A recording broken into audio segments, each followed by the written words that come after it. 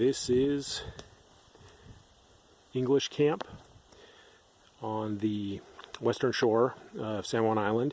It's just about a 6-minute drive down from the mausoleum in that Roche Harbor area. Thought this was kind of a beautiful spot to sort of get a great overview of everything that's going on here. This is a English garden that was built by the British Marines that were stationed here, and they built this for the commander's wife, who came over from England and obviously missed that.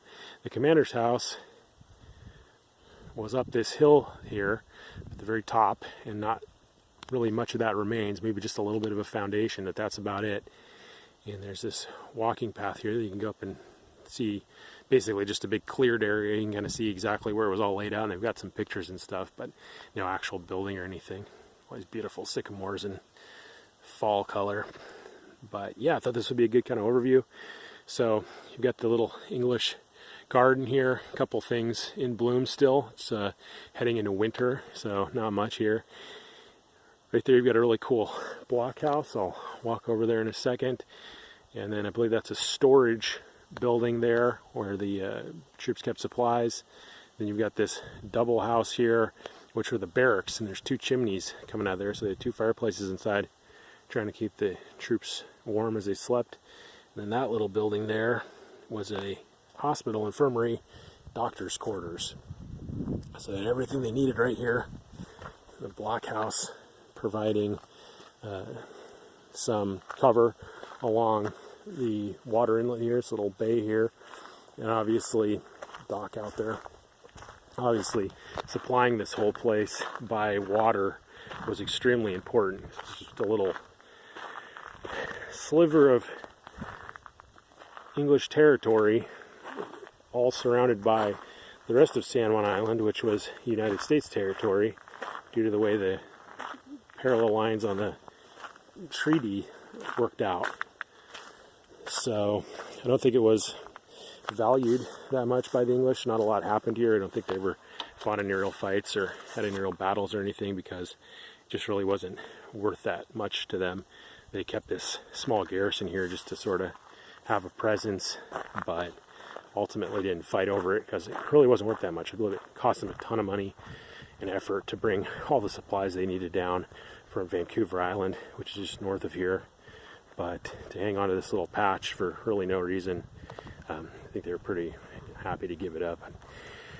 I'll have to read up a little bit more to see if it was bought by the U.S. from the English, or if they got it in some other way, but I'm pretty sure they just paid them out for it. There was no actual battle or anything fought here to get the land from the English, so it just came to the U.S. peacefully. Nice little view of the mountain there. Again, those beautiful sycamores. English garden there. Again, that was built by the Marines to make the commander's wife happy, feeling a little less homesick for English gardens back in the motherland. Again, this cool little blockhouse garrison here.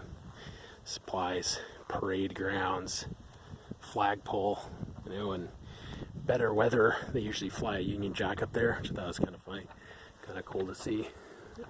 So clearly U.S. territory here, and the West Coast at that. You see that a lot on the East Coast, but not usually so much out here. In barracks, and then just beyond there is that little hospital, infirmary, doctor's house. Got a beautiful commemorative totem up here as well to commemorate the First Nations people that originally lived here.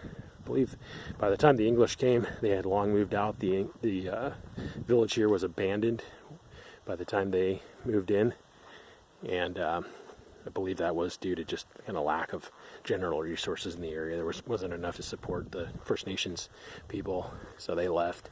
And then obviously the English just had to have everything shipped in, so it wasn't a very good deal there either. Bunch of geese out here on the parade ground. Get one last view of the blockhouse here. Kind of one last view of the layout, and then we're just under 5 minutes. I'm trying to keep these videos short. There's a lot to get in doing the videos like this. I might do another video on this later in the spring, covering multiple parts of this, like all the different buildings perhaps. But for now, I just wanted to keep one big set of videos covering kind of everything I could find on San Juan Island and not get into too much detail. But this might be worth its own little series of videos in the future. So gonna think about that, see what I can do. All right, well, I'm gonna quit talking way over time here. So thanks for watching, and I hope you enjoyed, and please stay tuned, see what else I can find out here on San Juan, beautiful Washington State. All right, thanks again for watching.